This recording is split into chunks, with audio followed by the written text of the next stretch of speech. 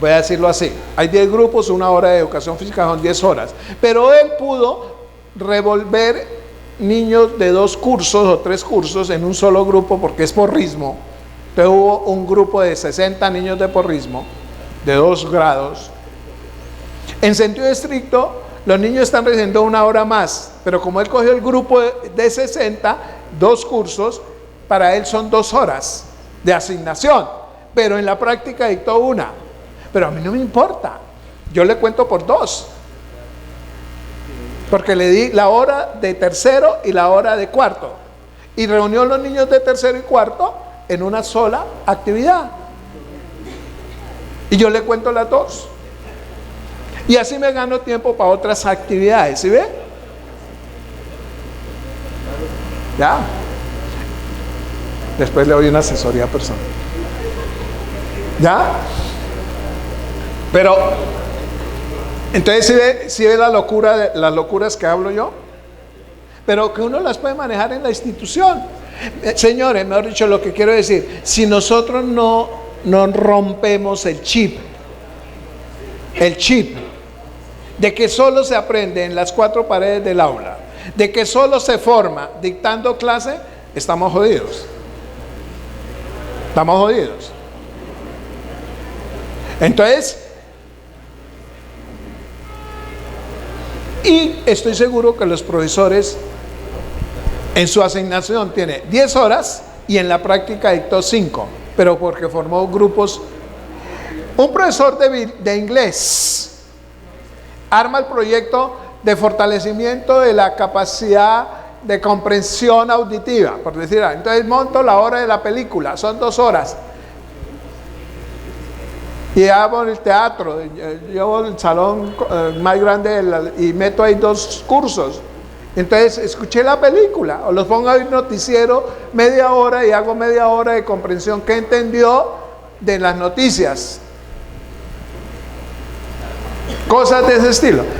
Al meter 2 cursos, para mí son 2 horas, pero fueron 1 hora ahí con los niños. Los niños se les daba 1 hora más, se la recibieron. Es que a ellos no les importa y la recibí con A, con B o con C. Vuelvo a insistir, el trabajo por proyectos es lo que nos permite romper el esquema de cursos y grados. Y entonces complemento. ¿Qué pasa con esas 5 horas de fortalecimiento de competencias? Yo las evalúo, mas no las califico. ¿Me explico? Yo las evalúo, pero no las califico. La matemática me la califica el docente de aula que me está dictando la clase de matemática. Él me va a calificar si yo aprendí, no aprendí, si estoy aumentando. El fortalecimiento de competencias no debe ser calificable, debe ser evaluable. Un niño que quiera aprender a tocar guitarra y pasó todo el año a dele y al final no aprendió, ¿usted lo raja? No. Que quería bailar bambuco y no logró, después de 6 meses no logró, ¿lo raja? No, él quería. Entonces hay que consultar los intereses de los niños, pero lo evalúa. Mijito, hemos hecho todo el esfuerzo. Lo otro, fortalezcan competencias 2 meses en unas competencias, 2 meses en otra, o fortalezcan en primaria unas competencias, en la básica secundaria otra, en la media otras. En la media pueden fortalecer la competencia investigativa, entonces van por ciencias naturales y todas esas cosas, o hagan proyectos transversales. Entonces el profesor de matemáticas hace un proyecto de matemáticas para que lo apoye el profesor de español o el de educación física para hacer una matemática lúdica, etcétera, etcétera. No sé, son locuras mías. Pero que eso es posible y para eso sí tienen autonomía, señoras. Para eso sí tienen autonomía. Pero eso implica abrir el chip. Si no abrimos el chip, complicadísimo. Complicado. Y necesita un trabajo armónico con los maestros, con los niños. En un municipio muy cercano a Ibagué, llegué a dictar la charla Y lo primero que me llevó el secretario fue a una institución a hablar con el personero escolar, estudiantil. Y resulta que en ese municipio crearon la federación, o bueno, ahora creamos muchas cosas de estas, de personeros de todas las instituciones, y el cuento era que los personeros se oponían a la jornada única. Entonces me llevaron a la institución, hable porque ese muchacho lo está bloqueando. Me charlé media hora. Conclusión, no se oponía. Solo hubo un detalle, que no los tomaron en cuenta. Vaya detallito. Implantaron jornada única sin consultar a los estudiantes. ¿Eso es delito? No. ¿Tienen derecho a protestar? Claro. ¿Usted por qué me pone jornada única? A mí no me consultó y yo quería, ¿o qué quería? ¿Ya? Porque aquí también hay otro tema. En esa misma charla, un rector se paró y me dijo, es que el consejo directivo no me aprobó implantar la jornada única. Entonces yo le dije, haga un favor, cite el consejo directivo la semana entrante y dígale que Carlos Hipólito le manda a decir que todos prevaricaron. Y él quedó así. Le dije, ¿incluye usted si también votó no? ¿Pero por qué? Porque es que el consejo directivo no es competente para no aplicar la ley. El consejo directivo es competente para decir cómo aplico la ley. La ley me dio la posibilidad de hacer una gradualidad. Esa gradualidad, por eso la importancia de la resignificación del PEI. Uno no puede llegar a la institución y decir, aquí vamos a pasarnos a jornada única. Ah, sí. ¿Cuándo? El año entrante. ¿Y a qué horas? ¿Y en qué condiciones? Eso es lo que puso ahora el decreto. ¿Ya? Eso es lo que puso. Ya, rector. Eso es lo que puso.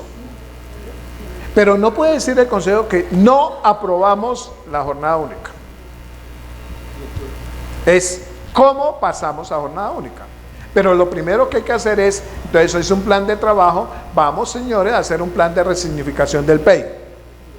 Cuando resignifiquemos el PEI, vamos pensando en la gradualidad.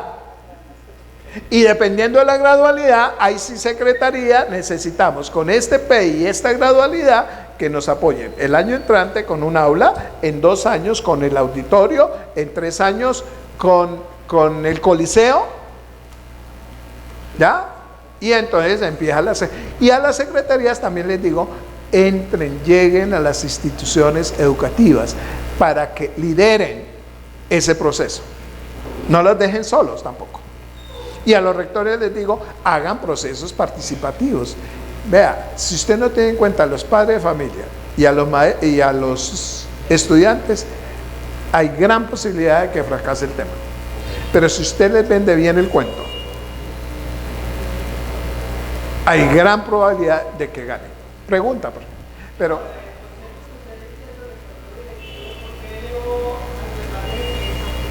¿cómo? ¿Cómo? Ojo, no. Claro, cuando usted no cumple la ley, ya, no, pero discúlpeme, pero el consejo directivo, usted está cumpliendo funciones públicas. Discúlpame, usted está cumpliendo unas funciones públicas definidas en una ley. Es que es como los miembros de los consejos directivos de las universidades, así sea otro, está actuando es como servidor público ahí. Ojo con eso.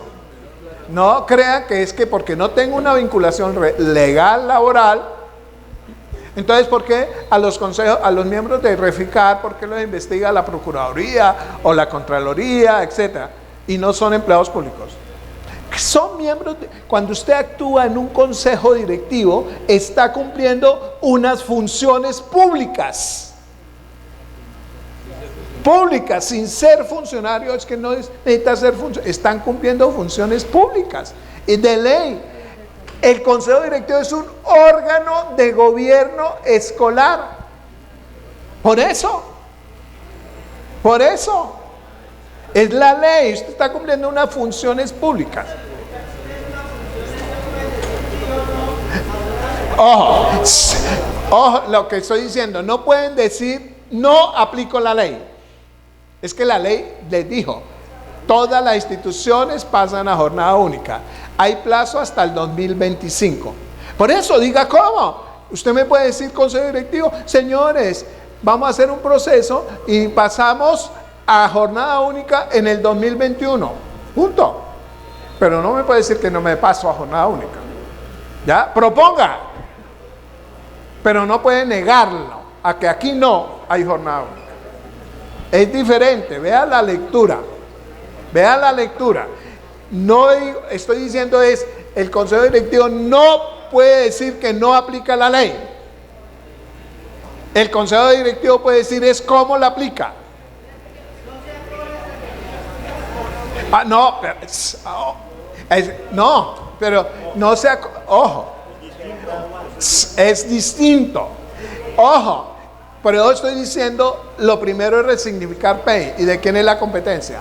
De la institución, del rector liberal. Y de acuerdo como usted resignifique, usted define gradualidad. Y entonces le dice a la secretaría que a Humberto, vea, Humberto, vamos a hacer en esta institución, pero, de acuerdo con el PEI y el plan de estudios, lo vamos a arrancar en el 2020. Y entonces, en el 2020 lo arrancamos con preescolar. Ahí no necesito recurso humano, porque tengo los maestros. Yo no voy a aumentar los cursos, van a ser los mismos. ¿Ya? Pero necesito una arenera o una piscina chiquita. Voy a hacerle un campito para los niños de preescolar. ¿Ves? En el 2021 empiezo con primaria. Ahí sí voy a necesitar un docente de matemáticas y uno de español, porque voy a fortalecer la competencia matemáticas español. Y son tantos cursos de primaria, 5 horas más que deben recibir. No se los voy a dar a la docente de primaria para que gane 5 horas extra, sino que necesito el docente de matemáticas y de español o de inglés. Entonces necesito 3 maestros más en el 2020. ¿Ves? Eso es lo que tienen que definir en la institución, y esa es competencia del consejo directivo. Pero esa competencia va, yo sé que están cansados, esa competencia va en la resignificación del PEI. En la resignificación. Y entonces, resignificado, ahí sí, el decreto establece unas condiciones. Entonces, ustedes le pasan el PEI resignificado a la secretaría, lo evalúa y ve si se compromete a infraestructura, alimentación, a recursos, y le da el reconocimiento. ¿Ya? Le da el reconocimiento. No se aceptó a FECODE que la gradualidad no fuera por sede, y en ese punto fuimos también. Hasta el 1 de noviembre nos lo solicitaron. No. Le quitamos lo de grados, pero lo de sedes lo mantuvimos. ¿Cómo así que una sede tiene todas las condiciones para pasar a jornada única y que porque toda la institución no pasa a jornada única, la sede no? Entonces, una sede puede pasar a jornada única, toda la sede el año entrante, porque tiene todas las condiciones.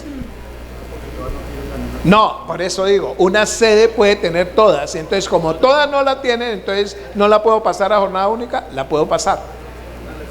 La que cumpla, no, por eso. No, la que cumpla. Por eso digo, hay sedes que ya cumplen, ¿por qué no las puedo pasar a jornada única? Ahora, escuelas rurales unitarias, ahí no hay vuelta de hoja. Tiene que el maestro pagársele las 5 horas extras. Ahí ya no, que voy a llevar docentes de área. Es unitaria. Ya pasan los niños de 25 a 30. Pues le toca a la misma maestra. Todavía ahí son 5 horas extras. No hay otra. Cosas de ese estilo. Bueno, ¿están cansados? Objetivos. Esto lo planteo acá nomás para que los tomen en cuenta cuando resignifiquen PEI. En los objetivos todo quedó: cumplimiento de los fines, los objetivos específicos, la calidad, etcétera, los proyectos transversales. Componente humano. ¿Qué quedó en el decreto? que cada año, dependiendo la gradualidad, cada año, dependiendo la gradualidad, se debe redefinir el plan, la planta personal, cada año. Entonces también es algo positivo el decreto, algo positivo. Entonces, volviéndole al rector, si ustedes planearon, la Secretaría aceptó, pero si la Secretaría en la reformulación del plan de planta personal no lo tiene en cuenta para arrancar, pues si no hay maestros, no hay. Es una condición previa para que haya jornada única. Ahora quedó como condición previa. Es mucho más gravoso. Digamos que ahí la nación se metió la soga al cuello, pero fuimos conscientes. O sea, si no hay maestros, ¿cómo volver al cuento de las horas extras, como arrancó? Y entonces, ¿quién obliga al maestro a tomar horas extras? Y cuando quieran botárselas, se las botan y dicen, ya no van más. ¿Y quién los obliga? Punto, ¿no? Hasta hoy llegué, no, yo ya dejo mis horas extras. No es ni falta disciplinaria ni nada de esas vainas. Eso es voluntario, el que quiera. Entonces, uno no puede jugar la jornada única con horas extras. Eso lo aprendimos con la experiencia de la implantación inicial de jornada única. Que algunos protestaron que por bajar la hora, claro, se bajaron las horas extras. Pero uno tiene que pensar para adelante. Eso implica aumentar personal. Y cuando esto vaya creciendo, la jornada única, pues más personal. Por eso en esta parte dice, cada año debe haber una proyección de planta y presentarla al ministerio. A ver qué personal más hay. Bueno, hasta ahí lo de jornada única. La otra que traía el decreto 2105 es lo de tipos de empleo y estas cosas. Yo voy a apagar esto y mejor les echo la carreta así rápido. Le echo la carreta rápido. Para jornada única se habían pensado en los docentes líderes de apoyo. Con FECODE nunca estuve de acuerdo, fue un punto duro y fue de las cosas que se quitó. Entonces volvemos a decir, es que unilateral, si se que acabaron los docentes líderes de apoyo, que los docentes líderes de apoyo estaban pensados era para fortalecer jornada única en el fortalecimiento de competencias. No obstante, se cambia la denominación del docente de aula y la función de proyectos se deja claro que hoy el docente de aula también puede ejecutar proyectos, no es solo asignaturas. Entonces, a un profesor de matemáticas usted le puede decir, usted tiene su asignación de las 22 son 16 de asignatura y 6 de proyectos. Y ahí están las 22, están las 22. Y entonces alguien decía, no, es que en la Secretaría no nos aprueban de eso. Es mentira, mentira. La Secretaría no aprueba las estrategias pedagógicas de la institución, en eso tienen autonomía. Y entonces yo siempre les pongo el ejemplo. Son 9 cursos de secundaria, 5 horas semanales. 9 por 5, 45 horas de matemáticas. ¿Cuántos docentes requieren? 2 y le da 24 y 1 hora extra. Cuando usted lleva a la Secretaría que son 9 cursos y 5 horas de matemáticas, Humberto le dice, allá necesita 2 docentes de matemáticas y 1 hora extra. Usted llega a la institución y coge los 2 docentes de matemáticas y a uno le da 22 y al otro 23.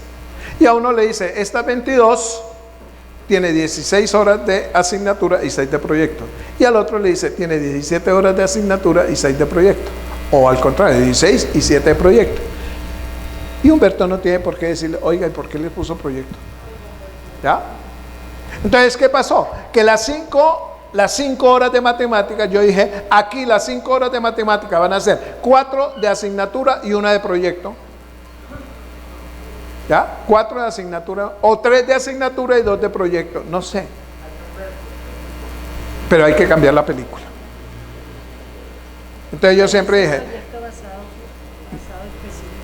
no, proyecto en matemáticas, sí. Vuelvo a insistir, es que eso es el gran reto. El gran reto es el trabajo por proyectos pedagógicos. Porque, hay que decirlo, los maestros no fueron formados para trabajar por proyectos. ¿Ya? Los maestros no. Ustedes los rectores tampoco están formados para el trabajo por proyectos, voy a decirlo así a secas. ¿Ya?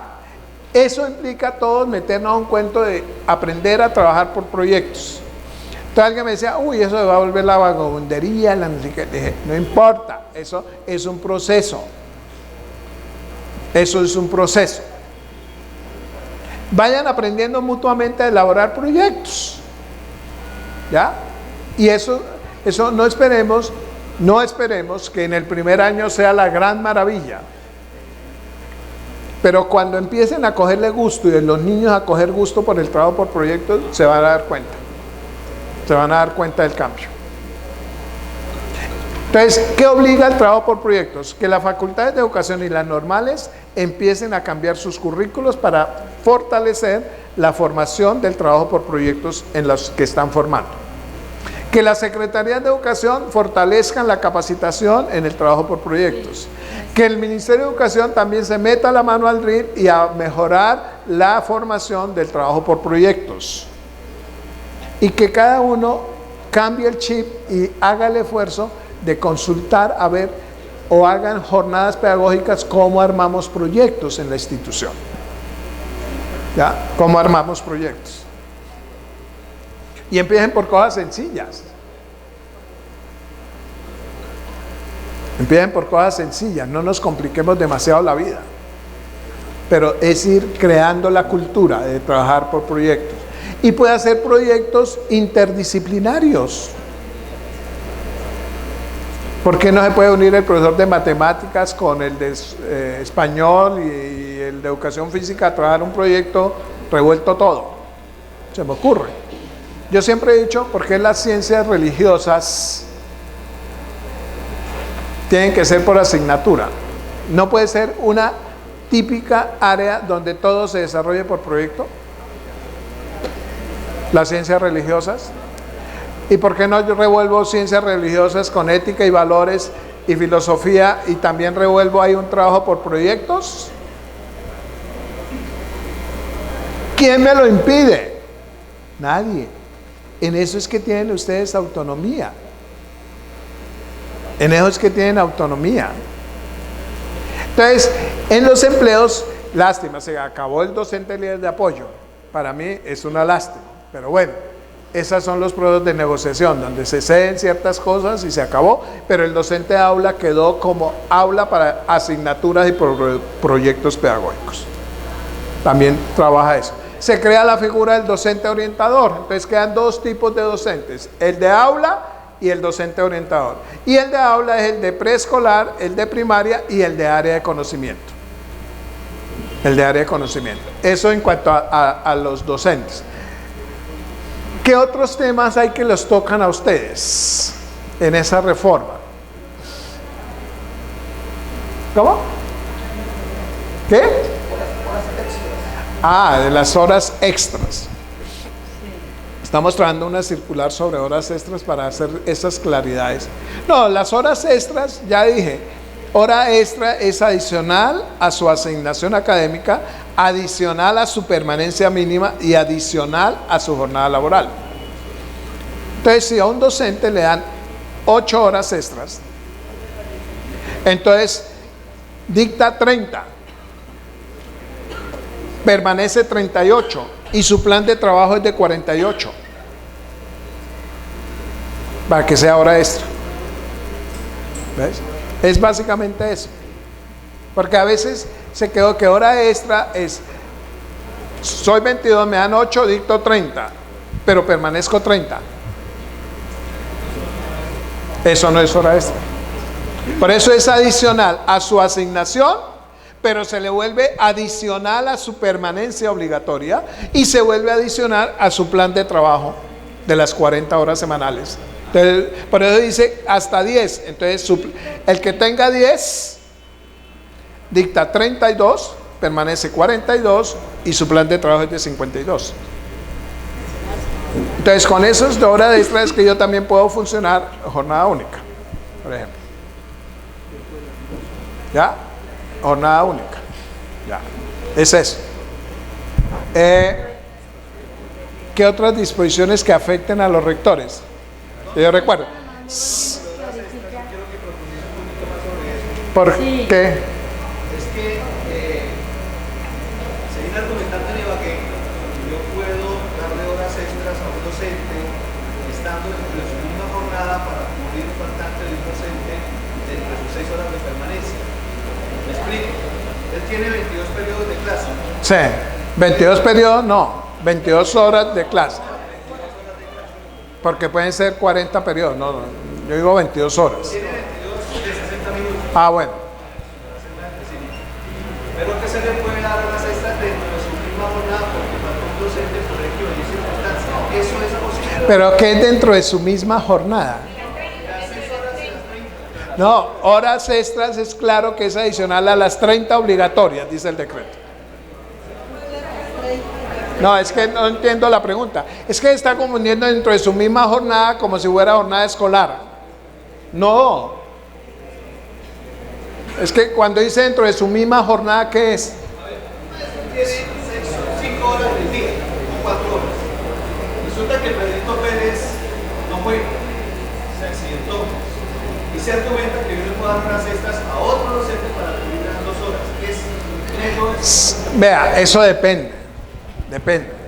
Claro, cuando hay una incapacidad, pero la incapacidad es de 8 días y no hay forma de suplirla, yo preferiría que alguien de los docentes dicte esas horas, ¿ya?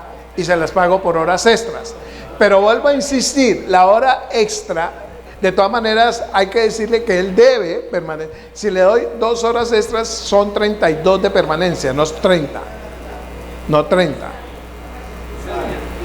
No 30. No, pero ¿qué es contrajornada? Vuelvo a insistir. No, pero vuelvo a insistir. No confundan jornada escolar con jornada laboral. Esa expresión contrajornada es confundir los dos, revolver los dos temas. ¿Qué es contrajornada? Pero ¿qué es contrajornada? No, jornada contraria. Es que el docente no tiene jornada contraria ni jornada descontraria. Tienes una jornada laboral. Pero vaya, explíquele eso al docente de la jornada mañana que no tiene jornada mañana. Ah, no. Eso es claro. No, por eso. No, por eso, vuelvo a insistir. Al docente. Lo tengo claro, pero explíquele No. al docente de jornada mañana que tiene que trabajar en la tarde, a ver qué le va a decir. Ah, pero eso depende. Depende. Ahí hay un punto de la 16, dice, cuando existan 2 jornadas, dele el tiempo, su tiempo en una sola jornada, salvo que el docente acepte trabajar en las 2 jornadas escolares, pero no en contrajornada, porque él no tiene contrajornada de nada. Él tiene una sola jornada, su jornada laboral, punto. Pero es en la mañana o en la tarde. No, señor, no, vuelvo a insistir. No, mañana y tarde es del niño, no del maestro. Es que, no, discúlpame, pero cuando hablamos mañana y tarde es niño. Eso es jornada escolar. El maestro tiene una jornada laboral de 8. ¿Ya? Ahora, en la costa había una institución de doble jornada. Y había 2 maestros que dijeron, vean la rectora, vea, no nos haga madrugar. A nosotros no nos gusta madrugar. Denos que entremos a las 9 y salimos a las 3 de la tarde. Y denos clase para los niños de la jornada de la mañana y para los niños de la jornada de la tarde. Eso se puede hacer, claro. Claro. Pero, claro, esa visión, eso es una costumbre. Perdón, es una costumbre porque hay un error y algunas entidades lo siguen cometiendo, y es que cuando nombran un maestro, lo nombran dizque para la jornada de la mañana o la jornada de la tarde. O para una sede. Discúlpame. No, eso era hasta el 2001. No. Perdón. Eso está pasando, No, yo sé que está pasando. Por eso lo estoy diciendo. Que siguen con una costumbre malsana. Hasta el 2001 Eso se acabó. Los docentes son de la institución. La norma dice, perdón,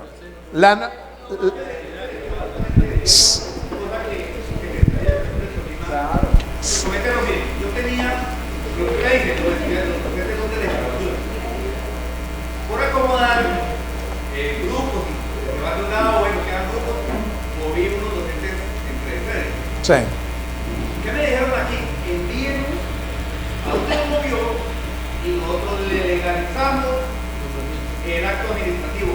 Es tanto que decía, pase de la sede tal, lo tengo como probar, pasa de la sede tal a la sede tal, en la misma institución.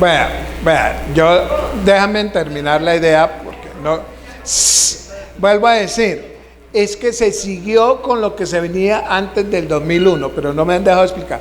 2001 dice claramente la ley 715, la planta es global y la distribuye el departamento por municipios y por instituciones. Ya, por instituciones. Antes la distribuían por instituciones y por sedes y por jornadas. Siguen aplicando eso. Siguen aplicando eso. Es un error. Yo no estoy diciendo, es un error. Para mí es un error. Bogotá está ya sufriendo el tema, porque ahora que implantan jornada única, entonces vienen los, yo fui nombrado para tal institución, tal sede, jornada de la mañana.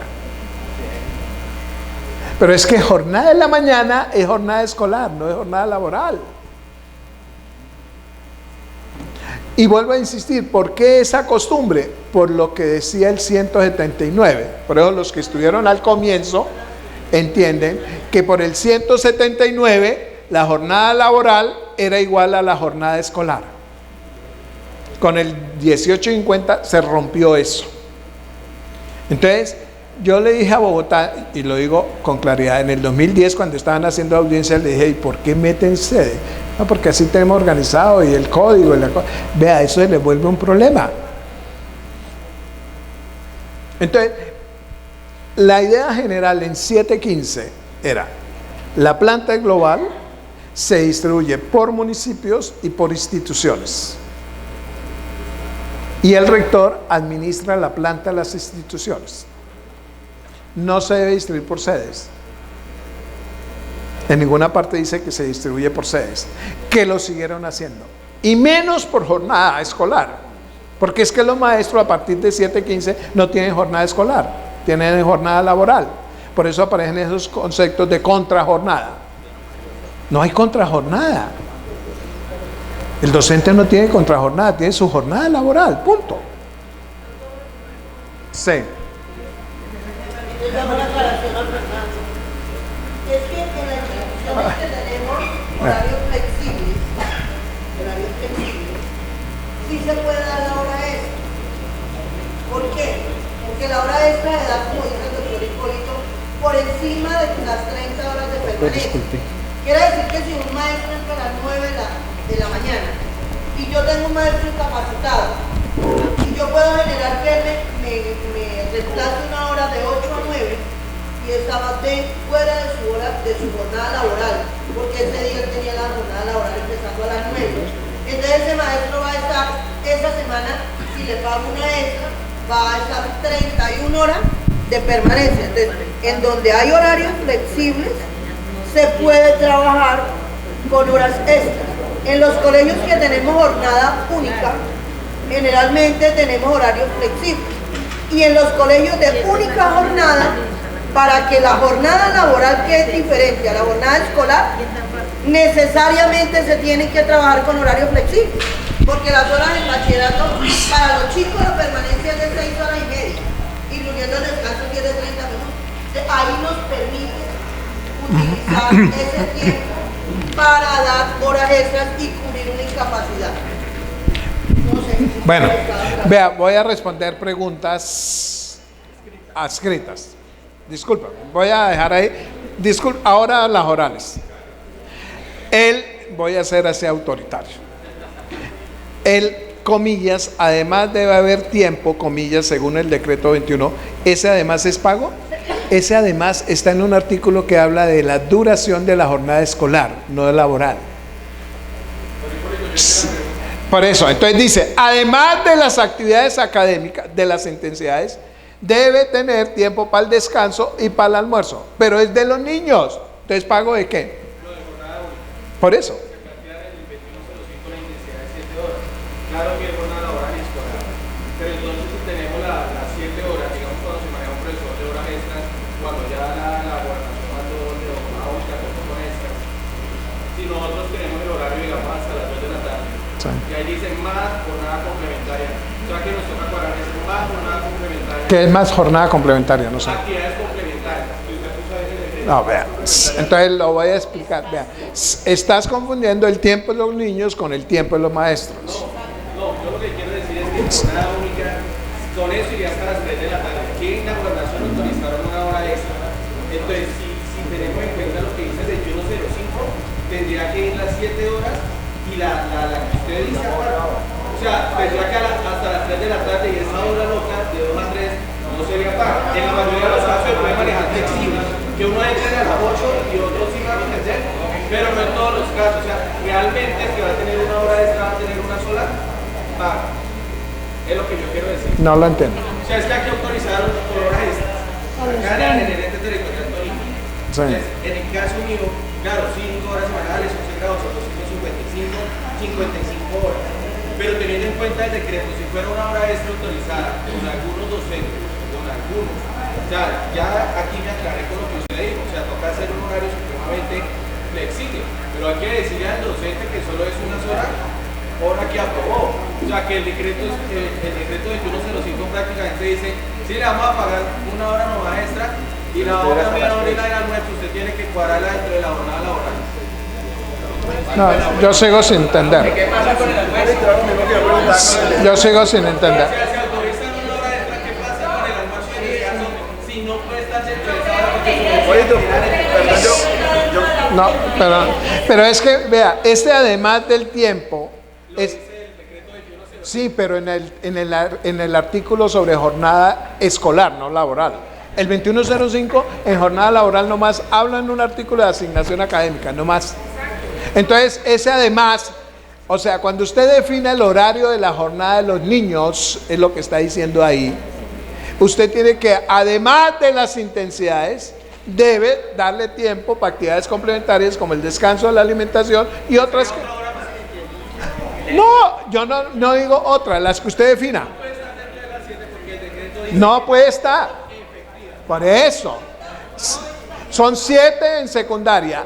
Media de recreo, 7:30. 1 hora y media de almuerzo, 8:30, 9. Entonces la jornada es 9 horas, punto. Pero es de los niños. De los niños. La jornada única debe establecerse para todos los grados o puede hacerse con algunos grados o algunas sedes. Eso ya lo dejé claro. Pero ahorita sigo. Con la jornada única, el docente debe permanecer 40 efectivas semanales ahí. No debe permanecer las 40. El tiempo de descanso de los estudiantes cuenta como tiempo para el almuerzo pedagógico de los niños en jornada única. No entiendo la pregunta. No entiendo. Yo creo que hay preguntas que la hicieron antes de toda esta otra explicación. ¿Qué hacer con las IES que tienen jornada única en la media para cumplir con las horas de 60 minutos, teniendo en cuenta que en la básica secundaria se trabaja en periodos de 55 de las IES que vienen doble jornada? Ya esa vaina, ya les dije, periodos de 55 no puede haber. Si son de doble jornada, ya dije que hay un artículo 4 que lo analicen bien, a ver cómo lo aplican, etcétera, que tienen que combinar el trabajo de asignatura con el trabajo de proyecto pedagógico, etcétera, en otros espacios, dentro o fuera, diario o semanal. Punto. Innoven con ese artículo y verá que les va bien. Para las instituciones técnicas, ¿cuál debe ser la intensidad de horas de clase? 35, 36, 30, hasta 38. Ese es un tema. Para la media técnica dice hasta 38, de las cuales 30 en obligatorias. 30 en obligatorio fundamental optativas, dejar 8 para diversificación, a 8, porque va a ser hasta, pero no es cierto, no es cierto. Entonces alguien me decía, yo no puedo porque el SENA me exige que son 10 de diversificación, cuando estoy articulado con el SENA. Entonces, ¿qué haces tú si el SENA le dice son 10? Pues las 30 le aplica la norma que dice que del 80-20. Entonces con las 30 tiene 24 y 6 optativas. Entonces la optativa la conecta con diversificación y ya no le van a quedar 8 sino 16. 8 y 6, 14. Pero para no quitarle a la obligatoria, quítele 2 a las 30 y deje 28 obligatorias, 2 optativas, 8 diversificación. Y esas optativas las conecta con diversificación. Punto.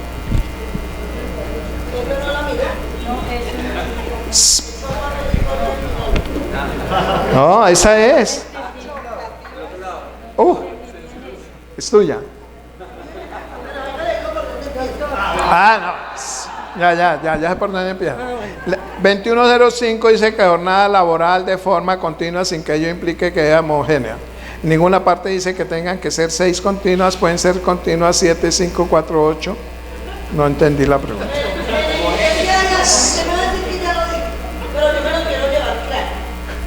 ¿A mí? Yo estoy claro.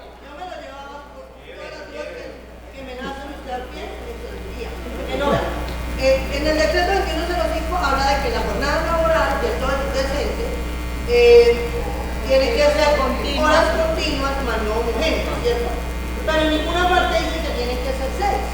¿Sí? Espera un momentito. Yo sé que la costumbre ha creado que son 6 de permanencia y 2 dentro o fuera de la institución. Pero la norma dice mínimo 6. Sí. Entonces, ¿qué pasa si a un maestro le coloca un día 7, otro 5? O sea, yo sé, hay que contratar, pero primero alguna norma. Por eso yo les decía, no. Yo les dije, vea, para evitar eso en el reglamento, en el manual, en la resignificación, en el reglamento, eso tiene que quedar muy claro en el no, por eso usted aplica eso y en el PEI le dice el Consejo Directivo, si por algunas circunstancias no pueda cumplir las 6 mínimas, puede hacerlo más flexible, pero en todo caso mantener que cumplan las 30 horas semanales. Pero hay vulneración de normas, ¿no? Bueno. Yo sé. Sí y no, perfecto, sí y no. Yo estoy diciendo es, métanlo en el PEI para que les quede más fácil, para que nadie les diga que vulneró, porque se concertó de que se aplica las 6, se concertó que la directiva 16 habla de 30, que hay otras posibilidades que lleve a ser más flexible, que habrá momentos en que no cumpla las 6, pero debe cumplir las 30, eso es en la redacción como lo redactan. Usted está cumpliendo el PEI, ya, está cumpliendo el PEI.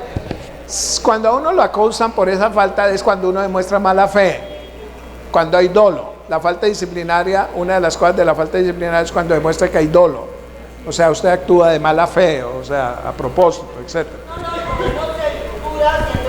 No. La hora del almuerzo del docente es obligatoria dejarla dentro de sus horas de permanencia. Vuelvo a insistir, ahí es una actividad complementaria por fuera de la intensidad académica y por fuera de la asignación académica. Ustedes cuadran horarios como sea. ¿Ya? Eso. Considero que no, porque está cumpliendo. Bueno, ya la contestó. Entonces. Ahora, ya contigo ya va a tocar personal. Ya. Profundizar las horas extra en jornada única. Confusión, ¿se le pueden dar a un docente en una misma jornada laboral? Ya.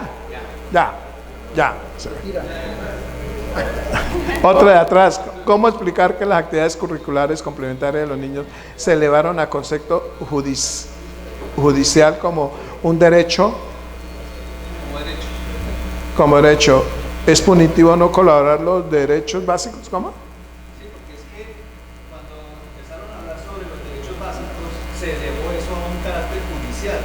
Si un maestro no lo coloca dentro de su plan de área, plan de asignatura como derecho, ¿está vulnerando el derecho de los niños? No, es que los derechos básicos de aprendizaje son pautas, lineamientos del ministerio para cuando usted en la institución defina sus planes de estudio, los tenga en cuenta, pero no, pues se llama derecho básico de aprendizaje, es una denominación. No, pero es obligatorio en el sentido. Son lineamientos que definió el ministerio para que ustedes en uso de la autonomía adecúen sus planes de estudio y tomen en cuenta los derechos básicos de aprendizaje. ¿Ya? Es un currículo básico, en otras palabras es un currículo básico, punto, en otras palabras. Usted debe garantizar ese currículo básico, lo que se propende hacia el futuro. O sea, a mí la discusión es ideológica inclusive, o sea, cómo ponerse a que no exista un currículo básico. Yo les digo a veces a algunos amigos de FECODE, ¿cuál es la posición? Entonces dice que eso es alienar, que ir contra la autonomía, que es ideologizar, y bueno, todas esas cosas que siempre inventan. Por tener un currículo básico, todos los niños de Colombia no requieren, inclusive para la movilidad de los estudiantes. Un niño Amazonas viene a Bogotá, y pues allá se dictó un currículo básico que también lo dictan en Bogotá. Movilidad estudiantil se requiere. Según la Secretaría de Educación del Tolima, ya son de jornada única. Para las articuladas con el SENA, ¿cómo se da ese proceso? Teniendo en cuenta las clases adicionales a las 30 horas. Es una circular que se saca.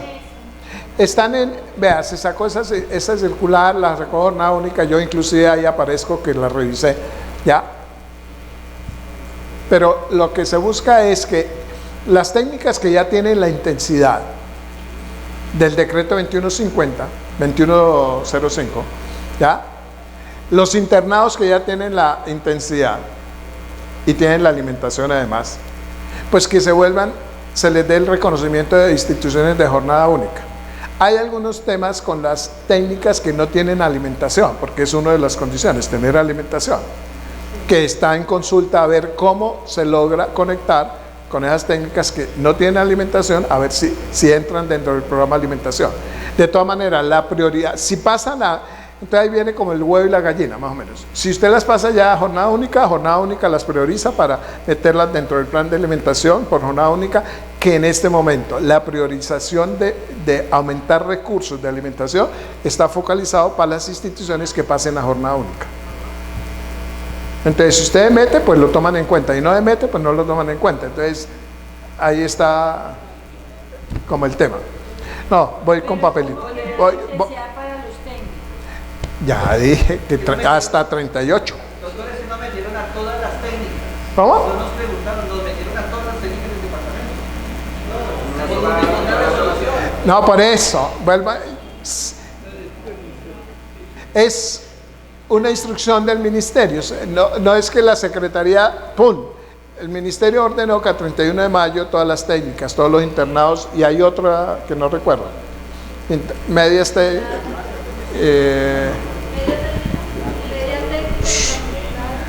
internados estaba, y hay otras, son como 3 categorías, pasen a instituciones, sean tipificadas como instituciones de jornada única, para cumplir metas. Como dice aquí el amigo, ¿ya? Cumplir metas, pero hay algunas técnicas que no tienen alimentación. Entonces, el cuento es, si se meten acá, pues le ayudamos para la jornada única, que tiene el programa de jornada única, que tiene sus propios recursos focalizados para alimentación, le dice, bueno, entonces, ¿cuánto necesita? Entonces, lo apoya. ¿Por qué? Porque los recursos de alimentación, la priorización de los recursos de alimentación va dirigida a las instituciones de jornada única. Ya es que usted defina en el plan de estudios para cada asignatura cuántas horas es en asignatura y cuánta en proyecto. ¿Ya? No me refiero aquí a los proyectos transversales, por ejemplo, o a los proyectos propios de la institución de investigación. No. Cuando decimos en las áreas se pueden desarrollar por asignaturas y por proyectos, pero dentro de la intensidad del área. Sí, usted matemáticas tiene 5 horas semanales por grupo en la secundaria. Deja 5 al docente, le dice 4 es en asignatura y 1 en proyecto, punto. Y eso suma a la 22. Sí, eso suma. Resignificación del PEI y no dispone de las condiciones de infraestructura, alimentación. ¿Qué puede hacer la institución educativa? Resignificar el PEI para pedir todo eso. ¿Ya? Esa es tuya, da la impresión. Porque me la hizo. Las reuniones de los órganos de gobierno escolar deben ser siempre presididas por el rector de la IE. Ay, yo no sé. Pues debe ser las reuniones de gobierno escolar. El consejo directivo lo preside el rector y el académico también. La norma no dijo que delega. Ya. Entonces, los temas es lo que la ley o norma no posibilita delegar, no es posible delegarlo. Existe prevalencia de los docentes nombrados en propiedad sobre los provisionales universitarios de Banco de Excelencia a la hora de determinar la asignación y en el horario de la jornada única. O sea, esa pregunta suena ahí maquiavélica, o sea. ¿Ya? Cuando usted define la planta personal, usted no la acomode de acuerdo al perfil si es provisional o de propiedad. ¿Ya? Entonces no la respondo. Sí.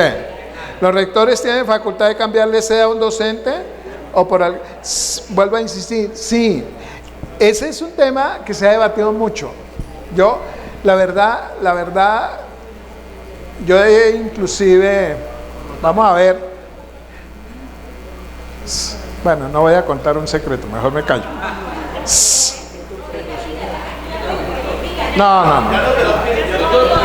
No, eso hay que precisarlo normativamente, definitivamente. Que la planta de personal es de la institución y la institución, las funciones las define el rector por ley 715. Y acabó ese placito. Entonces, el sector vuelve y pierde unos recursos.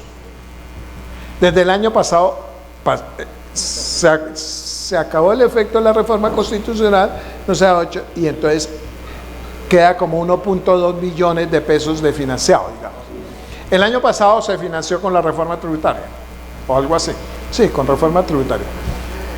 Y por eso se hizo una adición. Hay déficit. Este año hay déficit. ¿Ya? Y claro, habiendo déficit, la ley 715 lo que prevé es, usted primero tiene que asegurar el pago de la nómina y ahí sí el resto. Y eso es un principio de la ley 715. Si la plata nomás alcanza para nómina, cejo. Entonces, ¿qué se hizo este año? Se hicieron todos los cálculos para ver cuánto lo de la nómina como para garantizar, y hasta que no se tuvo precisión, no se hizo la distribución de recursos. No solo los de los colegios, sino los municipios también. Los recursos de gratuidad no le han llegado ni siquiera a los municipios. A los colegios ya les llegaron, por lo menos. A los municipios no. No, bueno, ya llegaron, se giraron, yo no sé cómo se llamará eso.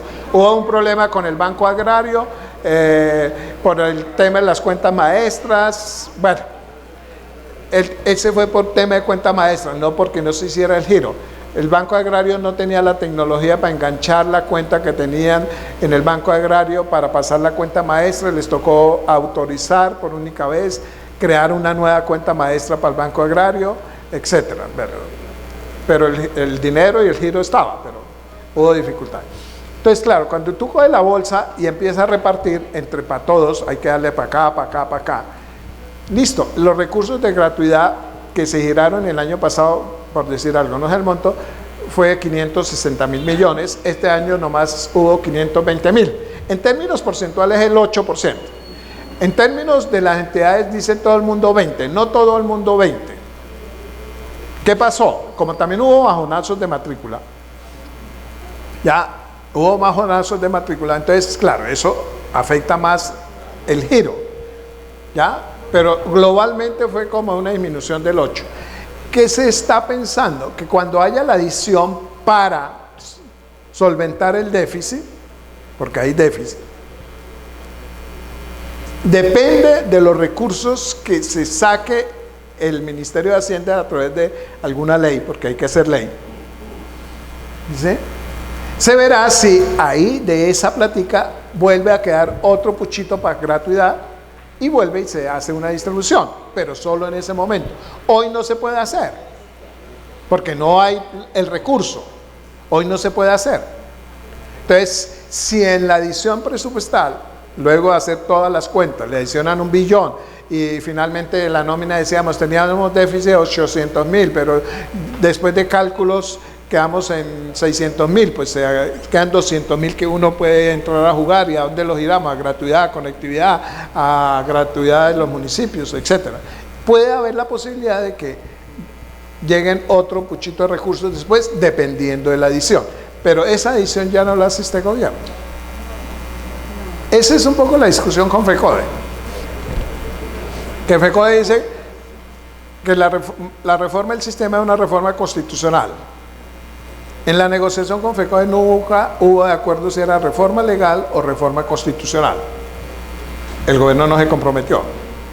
Lo que se planteó es una reforma coyuntural de corto plazo y una reforma de mediano y largo plazo. ¿Cómo?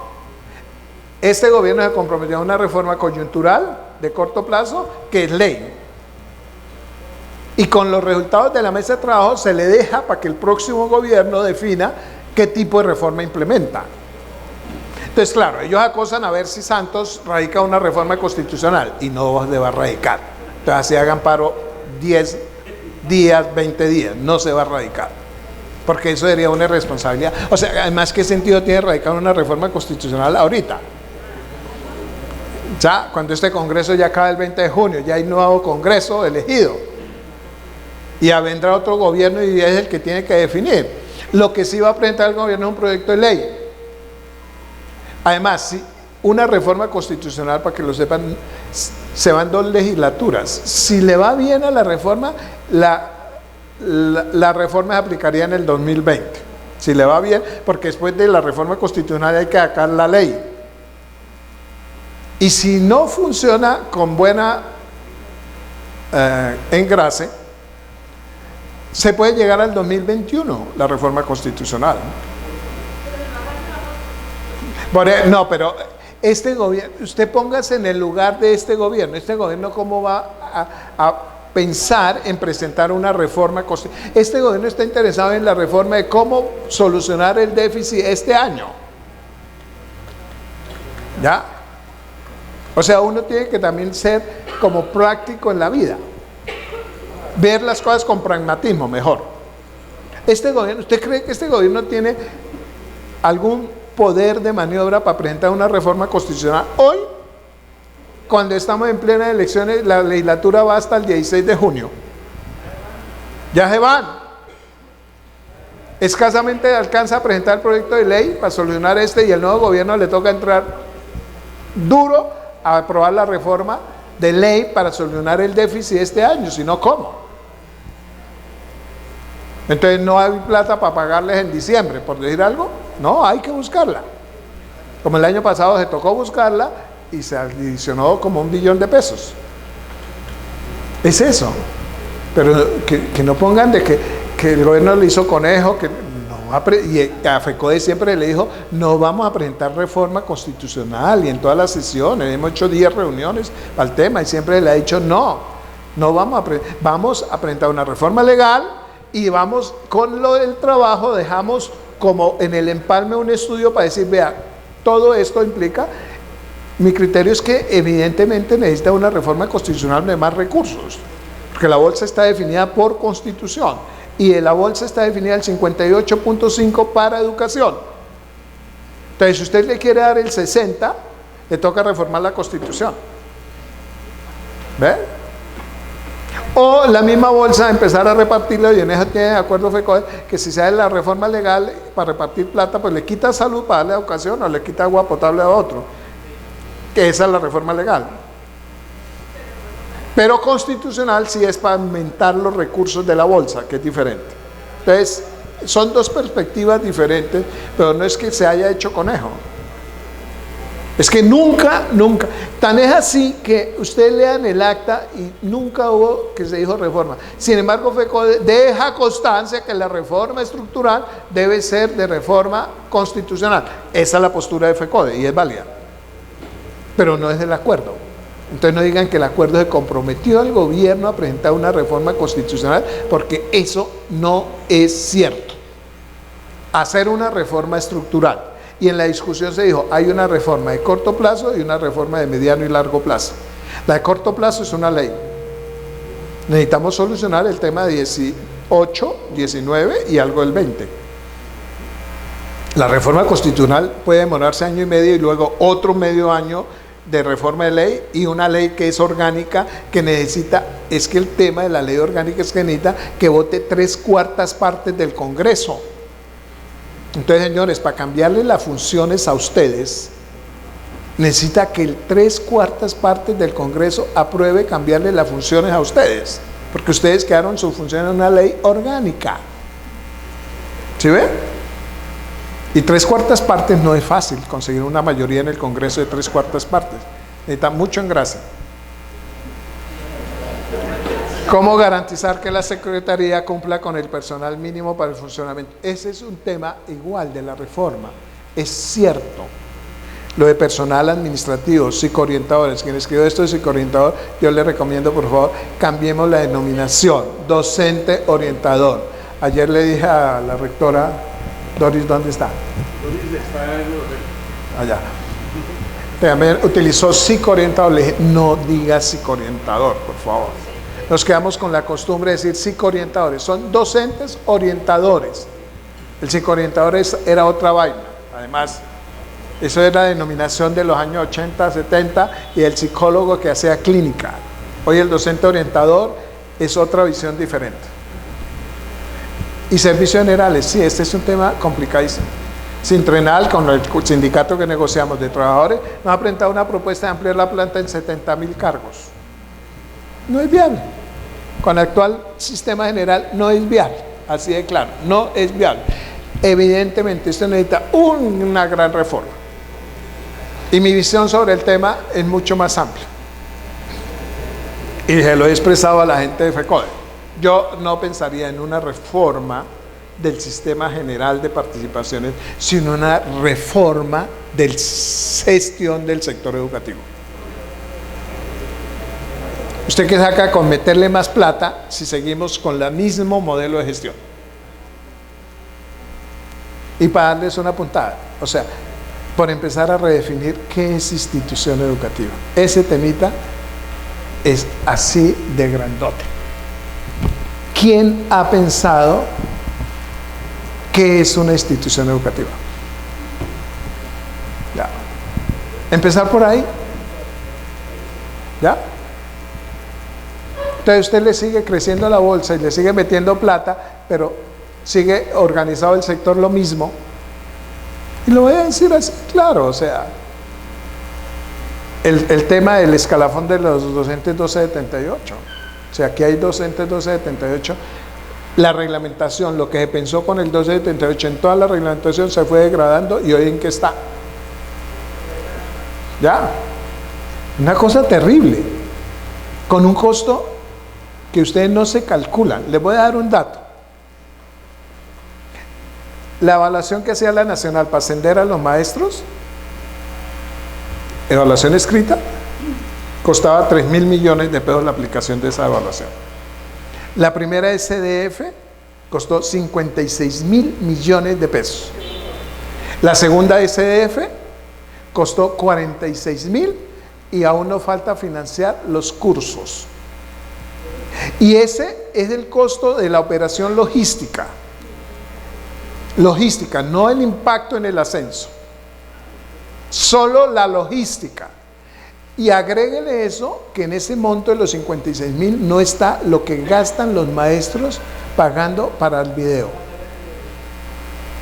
Y entonces seguimos defendiendo eso. Además, y lo digo así, Dios mío, que me... No, por eso. Toda esa plata, pasar de una evaluación que costaba 3.000 millones a una evaluación que costó 56.000 millones. Eso es mucha plata. Entonces la gente no conoce eso y como que no le duele. Y entonces descubrir hoy, y lo digo así espapajado, y me están grabando ahí, pero que se volvió la fábrica de videos. Entonces uno descubre por Facebook toda la promoción, le hacemos videos, le hacemos. Me encuentro con unos maestros, y lo voy a decir así, unos maestros decían, vea, aquí escogimos los niños para hacer el video. Y entraba un profesor con los niños y hacía el video. Y entraba otro profesor con los mismos niños y hacía el video. Y otro con el... No, ¿qué es eso? No, bueno, no, de verdad. Entonces hicimos unas mesas, hicimos 4 mesas técnicas en todo el país, muy pequeñas, como para ir tanteando. Los mismos maestros no lo quieren.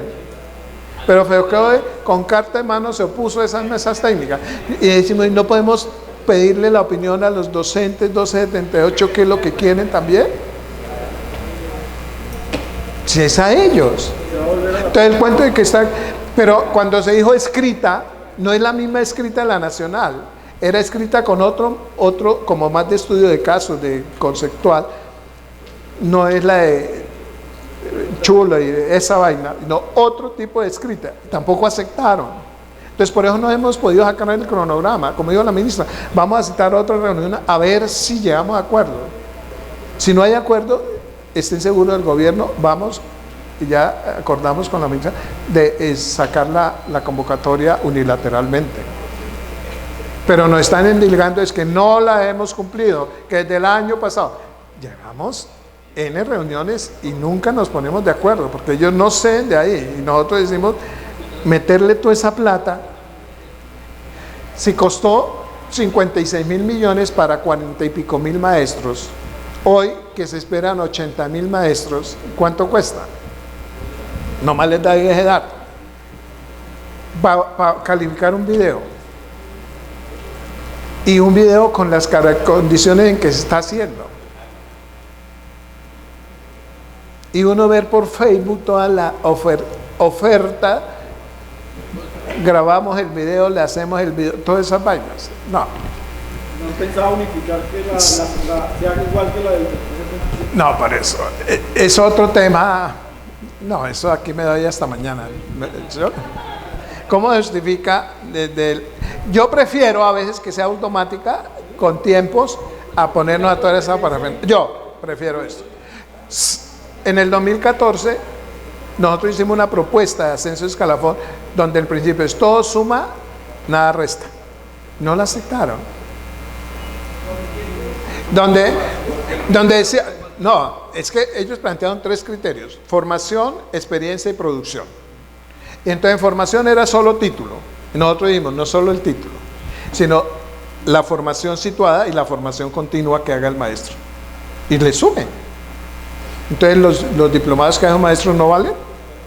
O la formación que hace situada, o sea, en sitio, porque ¿cuántos maestros no hacen formación en su sitio de trabajo, con una universidad apoyando el PTA, por decir?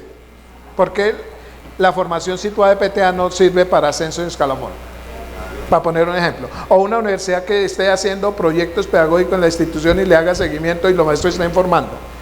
Esas 2 le agregamos a 2. En experiencia ellos decían 2 años, nosotros decíamos 3. Pero no solo esa experiencia, le decíamos en la propuesta, le vamos a dar a los maestros que otra vez experiencia rural. Entonces que estuvieran mínimo 10 años en el sector, también puntaje. Y otra que llamamos nosotros experiencia significativa, que es la experiencia que al tener usted impactó y promovió una innovación. ¿Y quién evalúa eso? Hagamos premios. Pero bien, ¿qué saca el maestro que ganó el premio Compartir y no pasó? ¿Para qué le sirvió el premio Compartir? Para nada. Él ganó el premio, pero no ascendió. Los 3 mejores tutores de PTA no pasaron. ¿Para qué le sirvió eso? Bueno, y en producción, ellos hablan de producción académica, libros, revistas, etcétera. Y nosotros hablamos, además de eso, producción pedagógica. ¿Y qué era para nosotros producción pedagógica? La producción que hace un docente en aula con innovación y que logra socializarla. O sea, docente que socialice su experiencia en la institución, avalado por el consejo directivo, un puntaje. Si la logró impulsar a nivel del municipio, otro puntaje. Si la logró impulsar a nivel territorio, otro puntaje. Si la logró implantar a nivel nacional, otro puntaje. ¿Y quién? No, pues el hecho es quién verifica. Pues se verifica. Y entonces se le dijo, y como los maestros no están para escribir,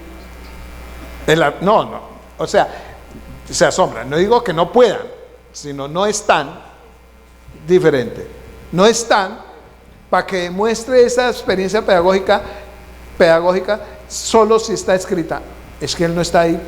No, entonces dijimos, le ponemos una universidad para que lo acompañe en los procesos de socialización y que sea alguien de la universidad quien escriba la experiencia y queda a nombre de ambos, de quien la hizo y de quien la escribe, porque no todo el maestro está, o sea, no lo formaron para ser escritor, sino para formar, pero eso es producción pedagógica. Entonces, esos, si ven las diferencias, que cada uno de los ítems le fuimos cambiando, no fue posible.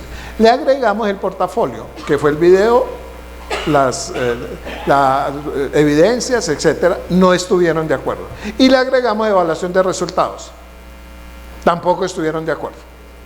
O sea, en pruebas a ver, el que mejorara tenía un puntaje de todos los maestros de la institución. Si usted mejoraba, no se le quitaba puntos.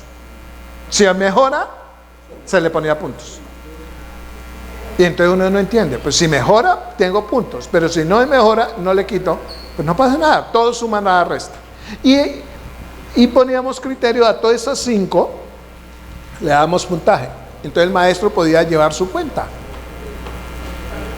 Yo obtuve el título de maestría, vale tanto. Tengo este diplomado, vale tanto. Por formación situada, hice esta innovación, tanto, etcétera. Por ejemplo, un maestro de Barranquilla que eché el cuento, dijo, vea, a mí, yo tengo el título de maestría, yo tengo formación situada, porque se metió un proyecto de innovación tecnológica con Corea, aplicándolo, hubo un proyecto en Colombia de eso, lo aplicaba en su institución, hizo una innovación y la aplicó en toda la institución, entonces producción pedagógica. Fue a Corea a formarse, formación continua. Tuvo una experiencia significativa porque transformó la institución, entonces experiencia significativa, y mejoró los resultados. Entonces, esa actuación del maestro le daba puntaje por 4 criterios, y todo el que sumara y llegara a 80 ascendía, y no. Y curiosamente, noviembre del 2014 se abortó el proceso, se declaró que no fue posible concertar, y llega el paro del 2015 y firman con evaluación diagnóstico formativa, y que quedó el video, o sea, lo que era portafolio que ellos se opusieron. ¿Qué es la evaluación diagnóstica formativa hoy? Lo que nosotros en la propuesta del 2014 dijimos portafolio: video, evidencias, autoevaluación, evaluación de estudiantes, evaluación de directivos y evaluación de padres. La única diferencia es que en la evaluación diagnóstica FECODE no aceptó la evaluación de padres, y finalmente se aceptó, pero todo el protocolo se construyó con ellos. Entonces uno no entiende, de verdad. ¿Qué justifica de la institución no tenga secretarios coordinadores, que la SED quiera realizar la mayoría de funciones de todo? Uy, no, eso no lo entendí, me hago el loco. No, el tema de administrativos es más complejo que cualquier otro, así lo resumo. El tema administrativo, llevamos 30 años con la planta congelada, ¿sí o no? Resolverlo es súper complejo, por un detalle, porque la carrera administrativa de los funcionarios administrativos de instituciones se rige por ley 909, y entonces cada entidad territorial tiene su propia nomenclatura, y por eso se vuelve un relajo, ¿no? El técnico de Tolima gana X pesos y el de Ibagué gana 100 pesos más, o viceversa. O sea, si hubiese un sistema de carrera único, nacional, uno pudiera administrarlo mejor. Pero cuando depende de 95 nomenclaturas territoriales, ¿quién controla eso? Por eso tocó en el 2007 sacar una ley en que cuando modifiquen la nomenclatura y se incrementen los salarios, lo asumen con recursos propios las entidades, porque eso estaba disparadísimo, nadie lo controla. De acuerdo a la interlocución con FECODE, ¿usted cree que FECODE ve a los rectores como principales enemigos de los maestros? Eso lo extrapolo en su conferencia. ¿O estoy equivocado? No, yo lo digo con claridad. O sea, uno en las discusiones, esa desconfianza con los rectores. Lo digo así. Y ellos lo saben. ¿Y ustedes por qué desconfían de rectores?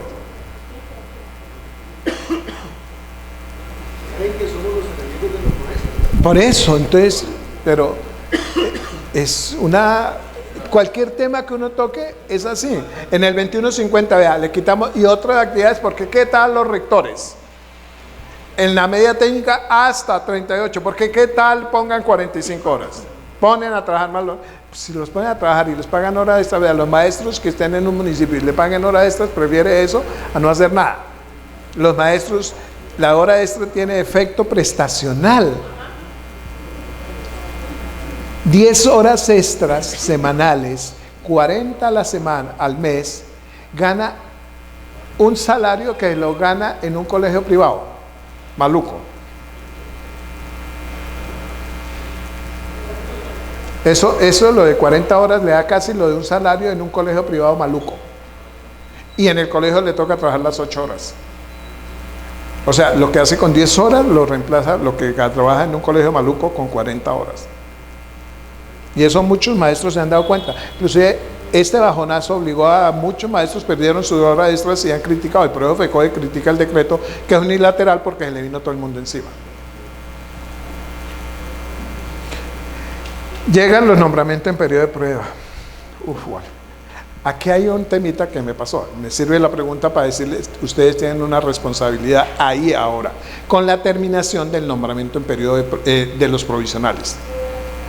Los provisionales se les acaba la fecha de terminación del nombramiento en provisional, es cuando asuma quien lo reemplaza, las funciones.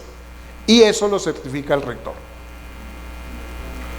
O sea, entonces aquí dice, reemplazando un provisional, este docente puede exigir que le tienen que dar esa asignación, o el rector, de acuerdo a su perfil, le puede dar otra asignación. Se dice el concurso, no entiendo eso, porque si él es de matemáticas y el provisional está dictando sus 22 y llega el elegible que es de matemáticas, que es el perfil, no le cambió el perfil, es de matemáticas, ¿ya? La asignación ya la tenía él. Si quiere hacer recambio, entonces otro profesor de matemáticas que está en propiedad ya no quiere dictar en séptimo y en sexto y usted quiere hacerle el juego, pues eso ya es un problema de ustedes, ¿ya? Pero no es cambiarle el perfil. Ojo, ese... Sí. Es que esta vez hubo concursos para el área de ciencias naturales química y área de ciencias naturales medio ambiente. Y física. Entonces llega el profesor de química, sí, y la persona a la que va a reemplazar tiene horas en biología. Sí. Él puede exigir por haber concursado para química que se lo den ese química. Ya, vea, ese es un tema. Pero no solo en este concurso, eso se ha hecho siempre, para que lo sepan. No es en este concurso. Siempre se ha hablado ciencias naturales medio ambiente, ciencias naturales física y ciencias naturales química. Eso no es nuevo. Primera precisión. Segunda, entonces tiene que ver con una de las funciones de ustedes. Cuando la ley 715 le dice a los rectores definir el perfil de los maestros, es la posibilidad, es el rector el que define el perfil de la vacante. No, cuando le llaman usted, no es el docente, el perfil. Usted le dice a la secretaría, necesito un docente de química, punto. ¿Ya? Y entonces la secretaría reporta la vacante a la comisión como química, y en la audiencia pública aplica esa vacante el que está en la lista elegible de química. No. Bueno, yo no voy a entrar en ese debate, pero lo que les quiero decir es que el perfil de los educadores en la institución lo define el rector. Por eso, el perfil de química, ¿cómo?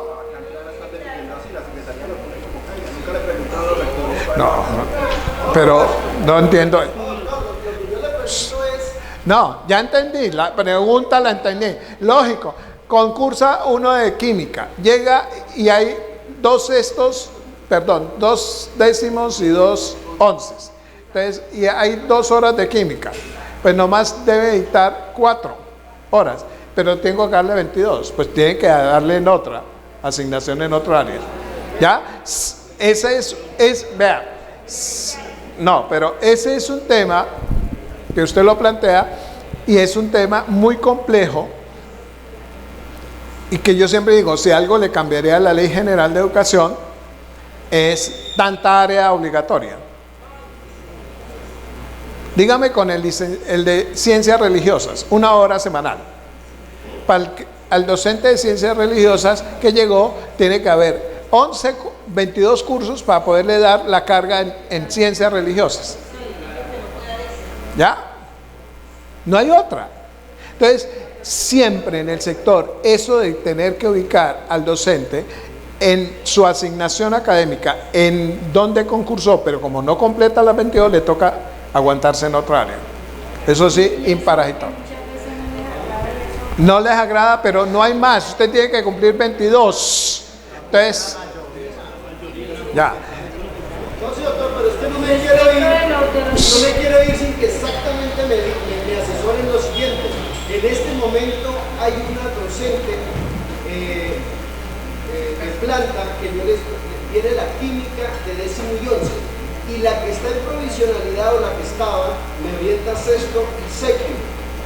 Yo tengo que quitarle a la docente de planta la química de 10º y 11 y darle a la que se va en 6º y 7º y colocar al profesor que concursó para química en 10º y 11, porque además es docente de la Universidad Nacional, es licenciado no sino químico de la Universidad Nacional y doctorado en química.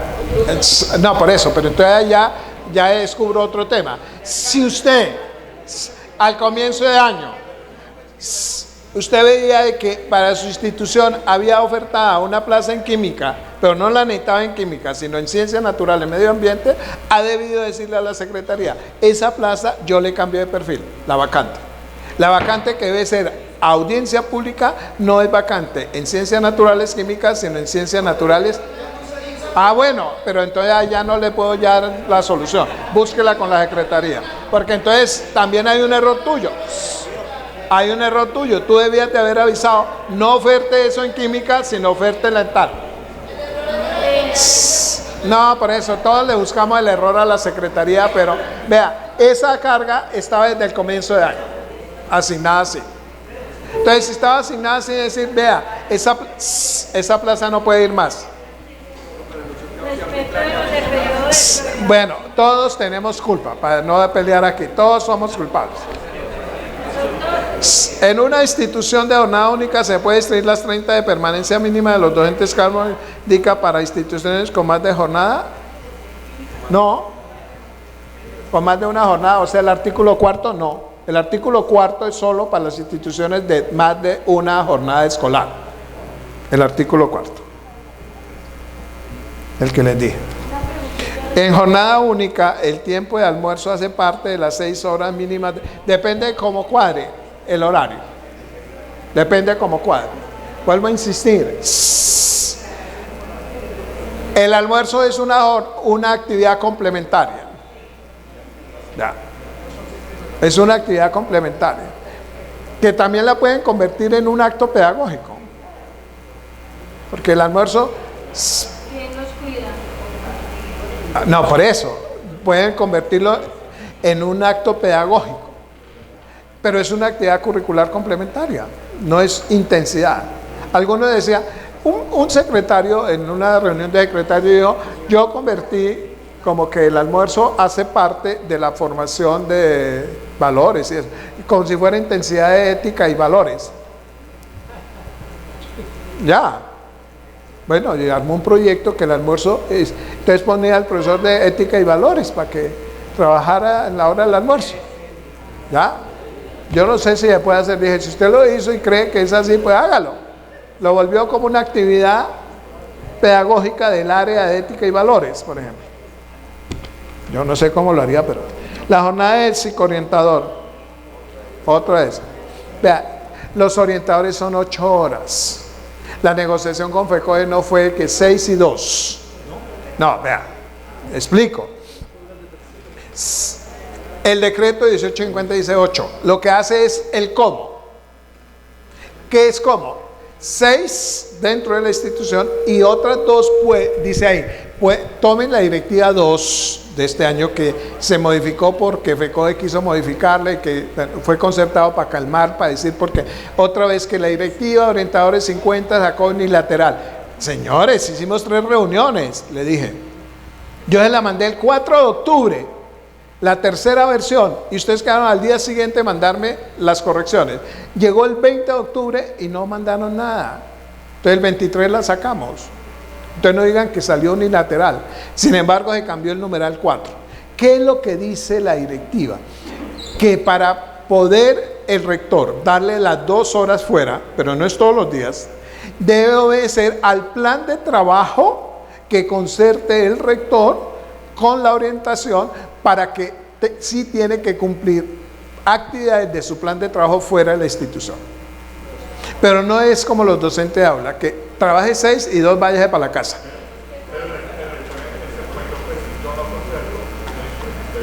Ah, sí, también. O sea, esas 2 están sujetas a que se concerte. Si usted le dice no, tiene que quedar de acá. Eso no es las 2 fueras tienen que obedecer al plan de trabajo o al proyecto que demuestre el orientador que va a cumplir. Si no. Sí, Directiva 2 del 2018. ¿Se puede asignar las 2 horas extras de un preescolar y uno de básica a un solo docente de sede rural? Sí. Ya dije que los rurales, pues no hay otra sino asignarles 5 horas para no continuar con la discusión y desgaste durante 15 años. Más fácil modificar el decreto y concretar. Si eso es lo fácil, eso sería lo mejor. Y lo pensamos hace 3 años. Pero no se sacó. Digamos que hay momentos políticos en que si es bueno o no es bueno, digamos. El momento político de haber dicho las 8 horas fue en el 2002. Lástima, se perdió. Porque en el 2002 FECODE con el paro del 2001 del acto legislativo estaba muerto. O sea, estaba out, fuera. Estaba muerto. FECODE hizo paro en el acto legislativo del 2001. Un mes larguito. Vinieron todos los descuentos, etc. Y cuando fue la ley, no pudo hacer ni un día de movilización. Contra la ley 715 no hubo ni un día de movilización, porque no quedó con ningún poder. Y cuando se trabajó el estatuto docente, lo mismo. El 1278, a pesar de que la comisión había gente de FECODE, no tuvieron poder. Y por eso se pudo sacar el 1850, hay que decirlo así. Pero el error fue no haber metido eso mínimo, no. El decreto después de año y medio había dicho así: 8 horas diarias en los tiempos y lugares que defina el rector. Punto. Y con las 6 y 2, ¿cuál más chicharrón tiene? ¿Cuál más chicharrón tiene? ¿Qué elementos debe tener la resolución de asignación académica que se le da a los docentes por parte del rector? Ese es otro tema. Yo digo lo siguiente, y sobre eso, mi recomendación a los rectores: no asignen, no ejecuten su función legal de distribuir la asignación y demás funciones por resolución. Mi recomendación: háganlo por un memorando, una carta, como se hacía antiguamente. Cuando a un maestro le daban a uno un papelito, tome su asignación, o en un acta de maestros, quinto primaria, Carlos Hipólito, cuarto primaria, Amparo Ojeda, tercero primaria, punto, y ahí acaba en el acta. ¿Qué? No, porque es que el problema con la resolución, y ha habido toda una discusión, si la resolución tiene recursos o no tiene recursos. Mi posición es que si se hace por resolución, es que comuníquese y cúmplase, no notifíquese. Si usted le mete la palabra notifíquese, implica que tiene recursos. Si dice comuníquese, no. Mi criterio que la asignación de las funciones del cargo es un acto de ejecución, de trámite. Cada año yo tengo que tener un trámite, tome su asignación, cada año. Pero cuando dan recursos, Vitalito, todo el sindicato llevó el año pasado a que interpusieran recursos contra la resolución de la distribución de la asignación y funciones a todos los maestros, y entonces todos los rectores resolviendo el recurso de reposición, y después le llegó al alcalde para resolver la apelación de todos. La secretaría que expide. Por eso digo, si lo hacen por resolución, es que comuníquese y cúmplase. Si lo hace. Y vuelvo a insistir, en ninguna parte dice que eso tiene que ser un acto administrativo. Usted está cumpliendo su función, distribuir la asignación y demás funciones. Punto. ¿Ya? Punto. Y yo lo conozco porque hay abogados que son amigos de los docentes, entonces exigen que se inscriban, notifíquese. Yo le digo a los rectores, no escriban notifíquese, escriban comuníquese y cúmplase. Porque entonces, como yo le decía al abogado de una oficina jurídica, ¿qué tal en este país el 1.000.000 de empleados públicos le dieran las funciones e interpusieran recursos? Porque me pusieron estas tareas, esas son sus funciones, yo le estoy dando sus funciones, cúmplalas. Es para que cumpla sus funciones. Por eso es un acto de ejecución, de trámite. Tengo que asignarle su asignación de este año. Esta es. ¿Qué tal los 300.000 maestros interponiendo recurso porque no les gustó la asignación que les dieron? Y entonces mi pregunta le decía al abogado, y entonces como tiene derecho a recursos, ¿entra en efectos suspensivos? Porque el recurso de reposición hace que entre en efectos suspensivos. ¿Qué quiere decir eso? Que usted no asume la asignación hasta que no la resuelvan. ¿Y entonces los niños se quedan sin clase?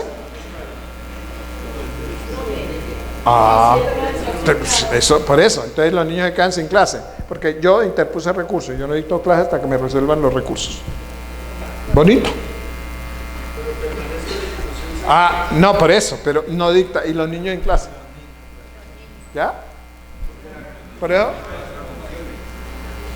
yo digo, mi recomendación siempre es denla por una carta, un memorando y no por resolución. Y si lo hacen por resolución, comuníquese y cúmplase. Ya. Y si interpone algún recurso, dice, esa no tiene recursos porque se comunicó, no se notificó. Es un acto de trámite y que demande, que hagan lo que quiera, pues. Pero los niños le mete, hay la prevalencia del derecho de los niños. Usted está nombrado que docente, yo le estoy dando las funciones de su cargo, punto.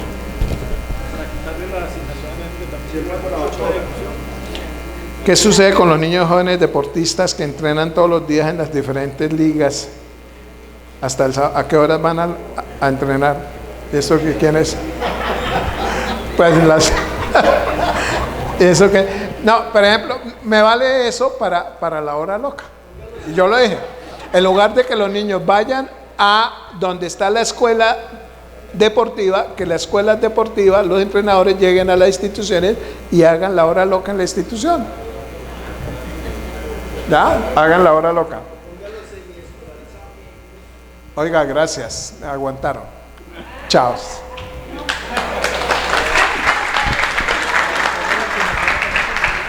Queridos compañeros, espero que les haya sido de su agrado la presencia del doctor Hipólito. Vamos a hacer lo posible.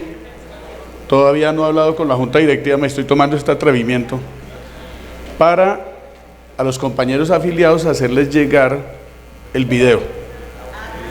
A los compañeros afiliados. A los compañeros que no están afiliados los invitamos a que se afilien, porque nosotros con mucho gusto los estamos recibiendo aquí en As de Tol con los brazos abiertos. Entonces sí les pedimos el favor, porque entonces mañana empiezan a decir, oiga Hernán, mándeme el video, mientras se hace todo el proceso, no sé, pero me toca incluso hasta con la misma Junta Directiva hacer eso. Entonces un aplauso por favor para el doctor Hipólito Doctor Hipólito, muchas gracias, muy amable.